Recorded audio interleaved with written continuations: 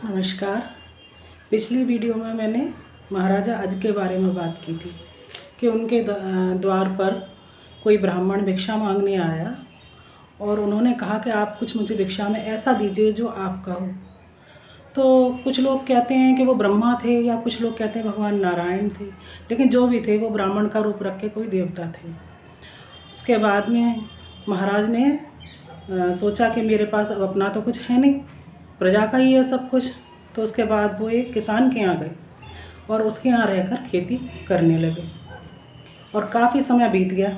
जब काफ़ी समय बीत गया तो उन्होंने कुछ धन इकट्ठा किया और कुछ धन जो थी स्वर्ण मुद्रा उसको ले करके वो ब्राह्मण के यहाँ आए दान देने के लिए। तो ब्राह्मण की पत्नी थी घर पर, तो उन्होंने कहा कि ये मुझे ब्रह्मदेव को दान करना है। ब्राह्मण देव घर पे नहीं थे तो वो उनकी पत्नी को देकर चली गई। उन्होंने कहा कि ये बताना, ये मेरी मेहनत का पैसा है, जो मेरी मेहनत से आई मुद्रा है, ये मैं आपको दे रहा हूँ। जब ब्राह्मण देवता लौट कर आए और उन्होंने ये सुना तो वो सीधे राजा अज के दरबार में गए और वहाँ जा कर के खड़े हो गए।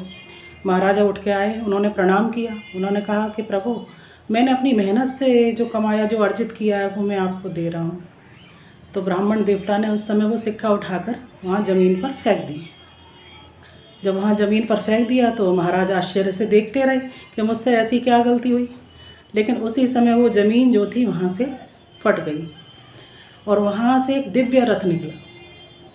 उस दिव्य रथ पर 10 घोड़े जोते हुए थे, श्वेत अश्व, 10 अश्व थे उसमें, और 10 दिशाओं की तरफ उनका मुँह था और उस पर एक छोटा सा बालक बैठा हुआ था। तो उन ब्राह्मण देव ने कहा कि महाराज, ये आपका पुत्र है आज से। तो महाराज आज बहुत खुश हुए, बहुत प्रसन्न हुए। उन्होंने कहा कि प्रभु, ये भी बता दीजिए इसका नाम क्या रखूँ मैं इस बालक का।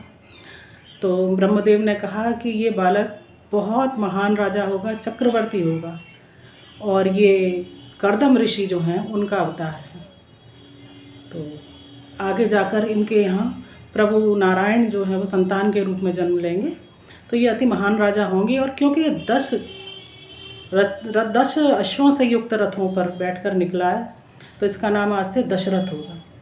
और ये बालक 10 दिशाओं में कभी भी किसी भी समय जा सकता है, इसे कोई रोकेगा नहीं, इसे कोई रोक नहीं सकता है। अति पराक्रमी चक्रवर्ती सम्राट होगा ये बालक और प्रभु नारायण का पिता होगा।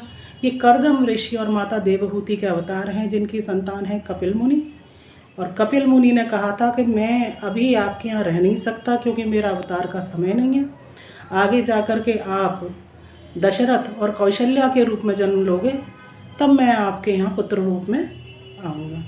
तो अगली वीडियो में मैं कर्दम ऋषि की कथा बताऊँगी। तो नमस्कार, जय श्री राम।